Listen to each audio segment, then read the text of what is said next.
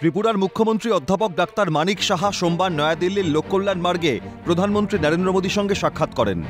রাজ্য কেন্দ্র সম্পর্ক জোরদার করতে এই বৈঠক একটি গুরুত্বপূর্ণ পদক্ষেপ বলছেন রাজনৈতিক বিশ্লেষকরা।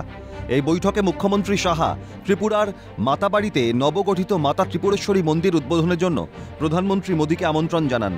এই মন্দিরটি রাজ্যের সমৃদ্ধ সাংস্কৃতিক ঐতিহ্যের প্রতীক। তাছাড়া ত্রিপুরার মুখ্যমন্ত্রী মানিক সাহা দিল্লি বিধানসভা নির্বাচনে সাফল্যের জন্য প্রধানমন্ত্রী নরেন্দ্র মোদীকে শুভেচ্ছাও জানিয়েছেন। পাশাপাশি জনগণের বাজেট পেশ, ফ্রান্স এবং মার্কিন যুক্তরাষ্ট্রে তার সফল সফরের জন্যও শুভেচ্ছা জানিয়েছেন ত্রিপুরার মুখ্যমন্ত্রী। মুখ্যমন্ত্রী মানিক সাহা ত্রিপুরার উন্নয়ন সম্বন্ধীয় বিভিন্ন বিষয়ে প্রধানমন্ত্রীর নজরে আনেন। কৃষি উৎপাদনশীলতা বৃদ্ধি, কৃষক কল্যাণের প্রচার, ত্রিপুরার যুবকদের জন্য কাজের সুযোগ তৈরি করা, শিক্ষা গবেষণার প্রচারের জন্য রাজ্যে এইমস, আইআইটি এবং আইআইএম এর মতো প্রিমিয়ার প্রতিষ্ঠান স্থাপনের প্রসঙ্গ উল্লেখ করলেন তিনি। জাতীয় সড়ক সম্প্রসারণ নিয়েও নরেন্দ্র মোদী মানিক সাহার বৈঠকে আলোচনা হয়েছে।